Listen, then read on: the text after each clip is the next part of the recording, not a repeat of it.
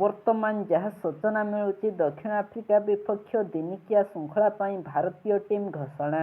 ତେବେ ସୂଚନା ଅନୁସାରେ ଦକ୍ଷିଣ ଆଫ୍ରିକା ବିପକ୍ଷରେ ଭାରତର ଦିନିକିଆ ଶୃଙ୍ଖଳା ପାଇଁ କେଏଲ୍ ରାହୁଲଙ୍କୁ ଅଧିନାୟକ କରିଛି। ଭାରତୀୟ କ୍ରିକେଟ୍ ନିୟନ୍ତ୍ରଣ ବୋର୍ଡ 3ଟି ମ୍ୟାଚ୍ ବିଶିଷ୍ଟ ଦିନିକିଆ ଶୃଙ୍ଖଳା ପାଇଁ 15 ସଦସ୍ୟ ଟିମ୍ ଘୋଷଣା କରିଛି। ସୁମନ ଗିଲଙ୍କ ଗଳାରେ ଆଘାତ ଠିକ୍ ହୋଇପାରି ନାହିଁ। ଏଥିପାଇଁ ସେ ଦଳର ସଦସ୍ୟ ହୋଇପାରିବେ ନାହିଁ। ଅଷ୍ଟ୍ରେଲିଆ ବିପକ୍ଷ ଦିନିକିଆ ଶୃଙ୍ଖଳାରେ ଅନୁପସ୍ଥିତ ଥିବା ରବୀନ୍ଦ୍ର ଜାଡେଜା 50 ଓଭର ଫର୍ମାଟରେ ପ୍ରତ୍ୟାବର୍ତ୍ତନ କରିଛନ୍ତି। ଚୟନ କମିଟି କେଏଲ୍ ରାହୁଲଙ୍କୁ 3 ମ୍ୟାଚ୍ ବିଶିଷ୍ଟ ଶୃଙ୍ଖଳା ପାଇଁ କେଏଲ୍ ରାହୁଲଙ୍କୁ ଗୁରୁ ଦାୟିତ୍ୱ ଦେଇଛି।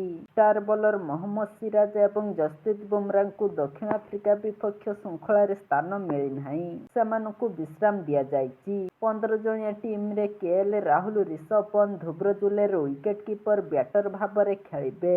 ରବୀନ୍ଦ୍ର ଜାଡେଜା, ୱାଶିଂଟନ ସୁନ୍ଦର ଏବଂ କୁଲଦୀପ ଯାଦବ ସ୍ପିନର ଭାବେ ଖେଳିବେ। ମିଷ୍ଟ୍ରି ସ୍ପିନର ବରୁଣ ଚକ୍ରବର୍ତ୍ତୀଙ୍କୁ ସ୍ଥାନ ମିଳିନାହିଁ। ପ୍ରସିଦ୍ଧ କୃଷ୍ଣ, ହର୍ଷିତ ରାଣା ଓ ଅର୍ଶଦୀପ ସିଂଙ୍କ ସହିତ ନୀତିଶ କୁମାର ରେଡ୍ଡୀ ଦ୍ରୁତ ବୋଲର ଭାବେ ଖେଳିବେ।